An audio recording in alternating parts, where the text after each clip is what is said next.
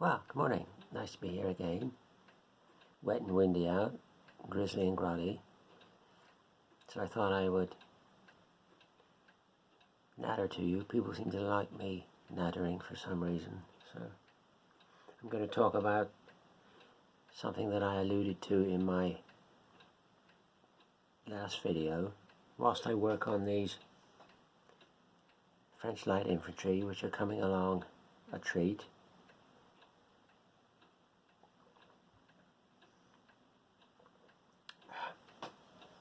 excuse me, let's put this clip behind a minute. There you go, that's better. It's not annoying me now. Sponsored by, again, no, I'm not really. Or, you know it makes sense. No, over breakfast this morning I was watching Frank's Miniatures, and he'd painted some lovely 28mm Fallschirmjäger for World War II.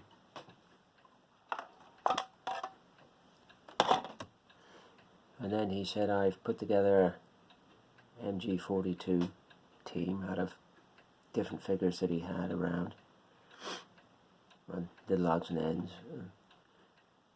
One guy firing the MG42 over the shoulder of the second guy. And I sort of left in my comment, I said, to Maya, do that type of figure. One guy firing over the shoulder of another. So I had a quick look this morning in that box. There you see, roughly more or less identical to what Frank put together. There's a reverse view of it. Very nice box figures, actually. I look forward to cracking that open. That's still factory sealed. Excuse me. So I'm here, just about to start work on these French light infantry, which are coming along an absolute treat, I have to say.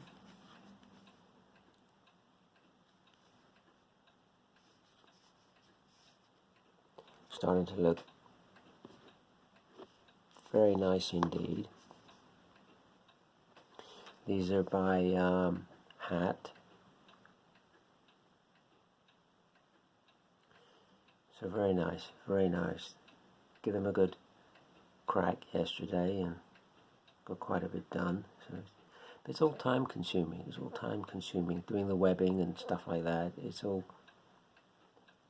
time consuming. And what I did last night was I went through my boxes of painted figures and went through all the infantry, and I think there were 7 units of infantry that were slightly below par, because when I first started this project I hadn't standardized the number of figures in a unit, which is now like sort of 24 or 25. So some units are like, 4 figures short, that's nothing really, and nothing to knock up 4 figures for odd few units and push them in. So we'll do that at the end. After we've completed the rest of the units, we'll do those few odd ones and then do the British command stand. But yeah, starting to look something like light infantry now, which is nice. Well, the other thing, going back to World War II, I meant to show you this ages ago. I've had this for ages. As some of you know, I have a liking for World War II German mountain troops, particularly the Airfix 132 figures, German mountain troops. They're going to paint up very well. guys on skis and all that business are going to paint it very well. I have a bit of a soft spot for those figures, so I went out and bought myself a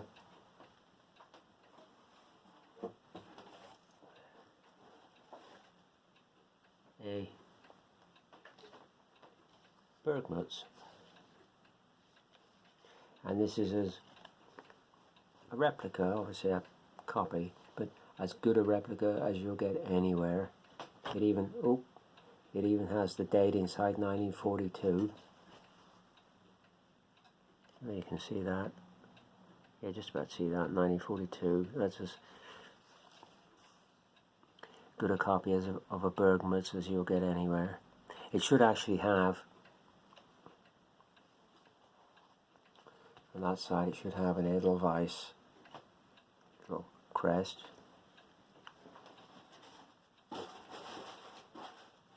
So I haven't fitted it yet, but there's the Edelweiss crest. That'll go on the side for the mountain troops. All German mountain troops, somewhere on the uniform, they had the Edelweiss. So that's I won't put it on. I've got a hair clip shoved in the back of my hair. But yeah, very nice. Very pleased with that. And that unbuttons so you can down around the ears and under the chin. Yeah. So that's my Bergmuts. So I'll get on with these. Let's get on with these light infantry a bit. What I was going to talk to you about was sort of light here. Lighting's rather poor today. What I was going to talk to you about was something that I alluded to in my last video, and that's figures going brittle, because I've had a chance now to look into this. I haven't finished looking into it, but I've been looking into this, and to my satisfaction, from what I read and what I've seen, to my satisfaction, I know the reason why figures go brittle. Yeah, I tend to find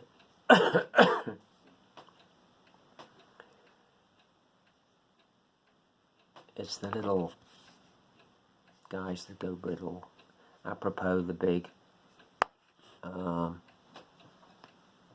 excuse me a minute.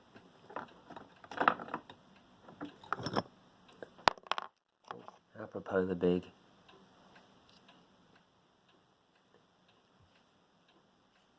scale 132 sort of scale figures. I've never had a problem with that size of figure going brittle. But the little guys, and to my knowledge, I now know why. It was said from the stuff that I read and the websites that I looked at, it's a combination of ultraviolet and oxygen that causes the problem. Which to my way of thinking is not so.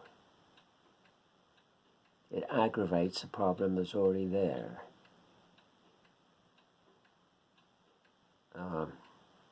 The problem is with the mix of plastic that's being used. I mean, companies apparently have been excuse me, my throat's playing up again. Companies have been asked about this, you know, Airfix and issue, and people I've been asked, your figures go brittle, and they all deny it. They all say no, they don't go brittle. Yes, they fucking do go brittle. Excuse my language, because here's 2 bags of Romans that have gone thoroughly brittle. And in the other room I have Grenadier Guards that have gone brittle, and also Scots Highlanders that have gone brittle. Personally, I have only known Airfix figures to go brittle, but apparently Eschi were quoted as going brittle, Italeri, and also Hat, which I was surprised at. And a bit concerned at, because that's what I'm painting at the moment, Hat figures. And the reason, apparently, to my way of thinking, is it's the mix of plastic, because it's not ultraviolet per se, because people have said, look, I've had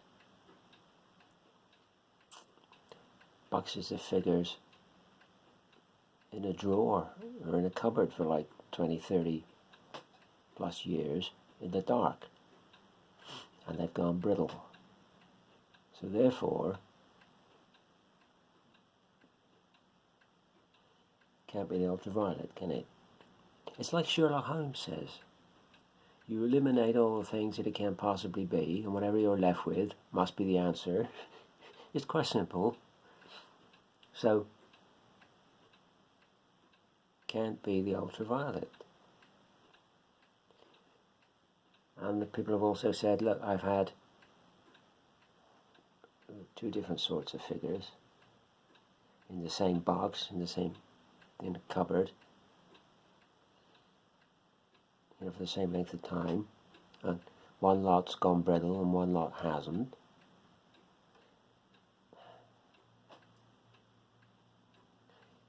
So, can't really be the ultraviolet.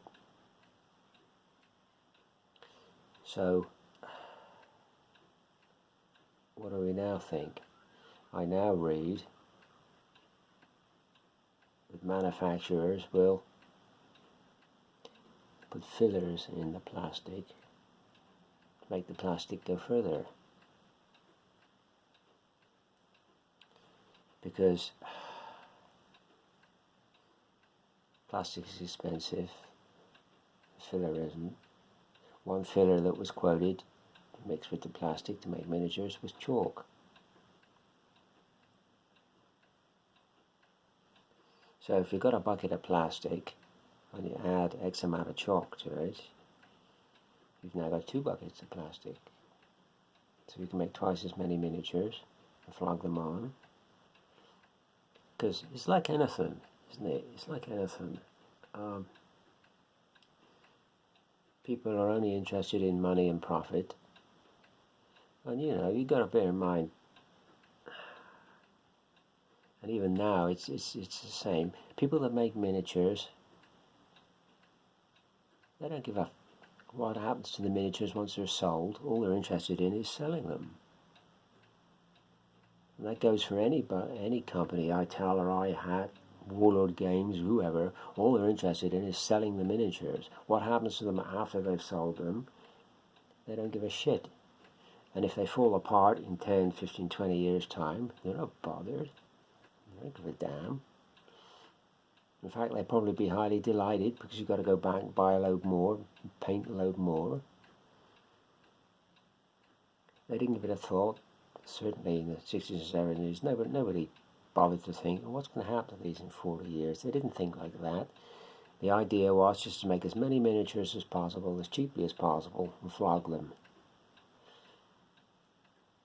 And one way of doing that was putting fillers into the plastic to make the plastic go further. And some fillers probably worked, which is why you get some figures that are fine. I've got figures now, Airfix figures now, 1/72 figures now, in the original box, still on the original sprue from the late 60s, early 70s. vintage figures, and they're absolutely fine. No problem with them at all. So they're either probably neat plastic, or they've had a filler added which is sort of fine, compatible, shall we say. Probably some fillers they use, like chalk or whatever, it's not compatible, or it's compatible in the short term, but in the long term the figures go brittle because it reacts with the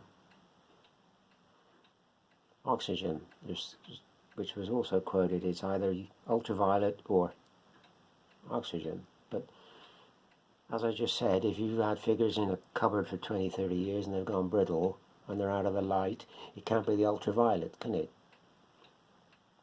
So it must be a reaction with the oxygen. It's plastic with an incompatible filler in it that over time reacts with the oxygen and it breaks down, and that's what happens. So that, to my satisfaction, is what causes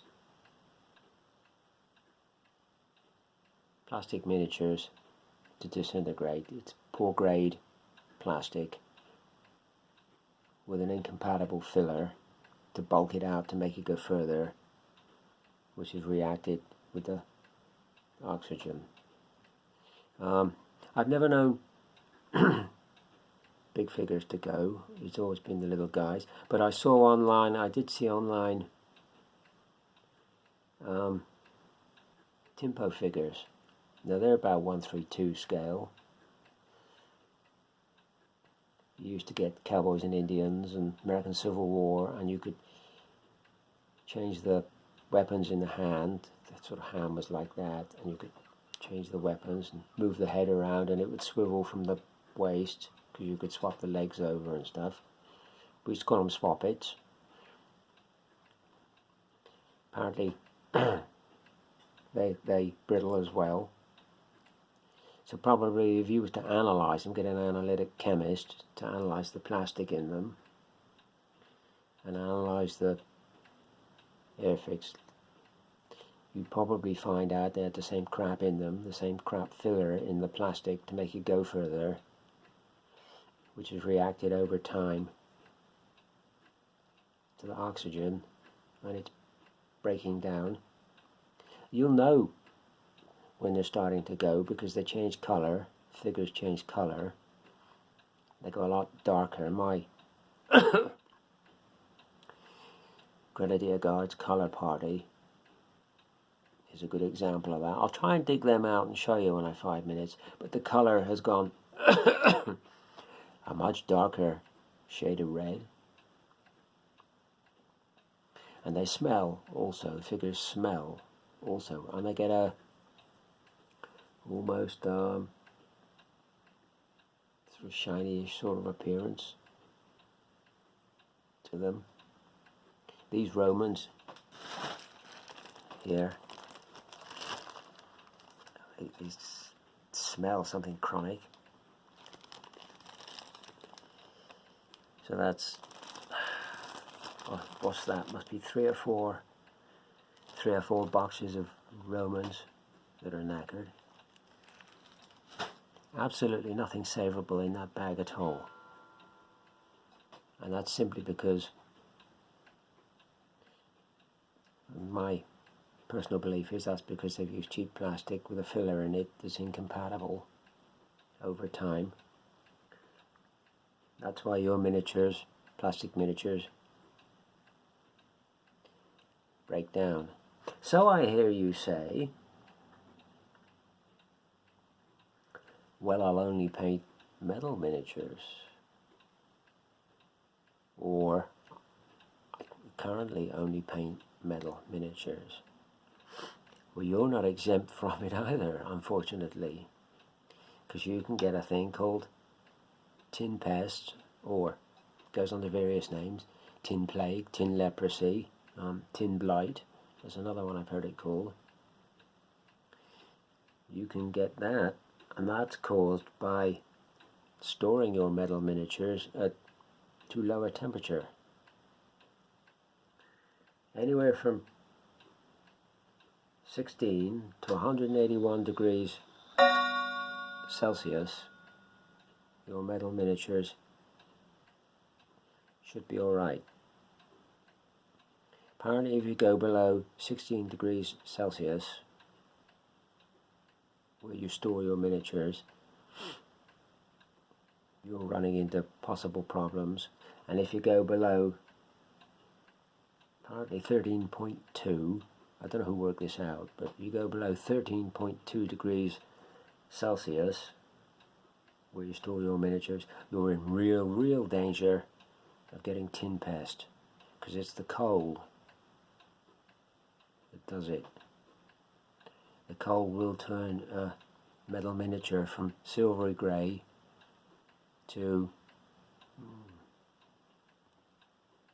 sort of that colour, and then they disintegrate. So you're not exempt, you metal people who paint metals, you're not exempt from brittling either, but you get it for a different reason. You get it for a different reason because of the temperature. So just be careful, just be mindful where you store your metal miniatures and what the temperature is, because it's heartbreaking to spend a lot of time painting a batch of miniatures for them to disintegrate, and it begs the question that what sort of metal are they going to be using, because they're slowly phasing out the use of lead as an alloy. So what are they going to start mixing with the tin to make your beloved miniatures?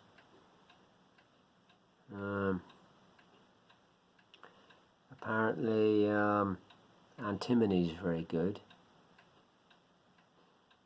Bismuth is another one apparently that's very good. Helps to prevent brittling in metal miniatures, tin plague. One that's not good to alloy with tin is aluminum. That's a bad one. So I read. So it'd be interesting to know now what the mix of metals are in the metal miniatures and what they use. I don't know whether anybody, if you asked a company like Aventine or whoever, I don't know whether they would tell you what's in the metal they use, or whether they'd want to keep it a sort of trade secret. I don't know. But it would be interesting to know, because then you could say, oh well, this range of figures, that's got so-and-so mix, they've a potential to go brittle. Or this company's figures, yeah, they're alloyed with antimony, that's very good. They should stand the test of time. Interesting to know. All this stuff's all worth knowing. I guess you could say for a lot of us older people, it's neither here nor there in one respect, because you know, I'm 57 now, and it takes 20 or 30 years for figures to go brittle. I'm probably not going to be around anyway to see it.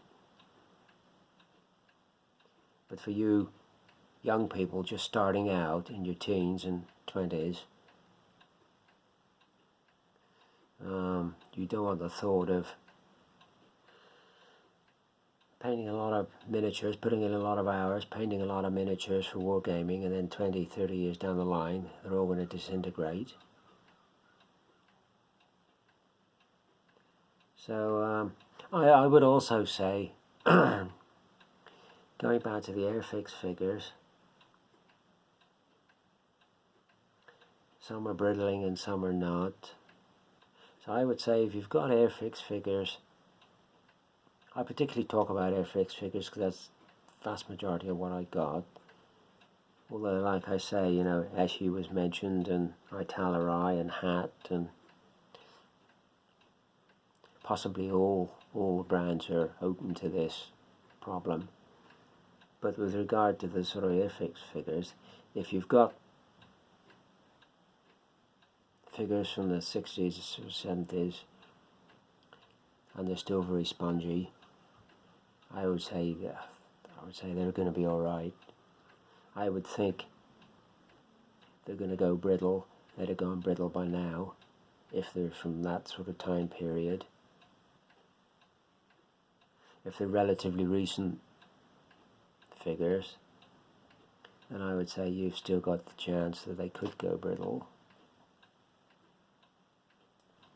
I mean, a lot of what I've painted are recent figures,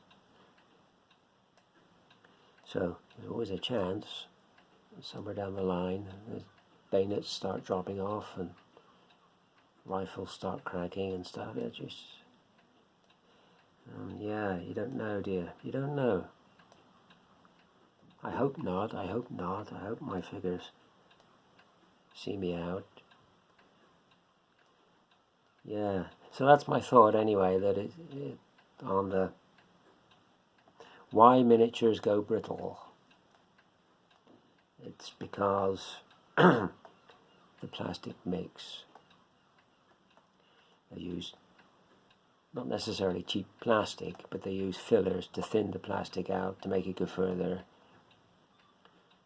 And some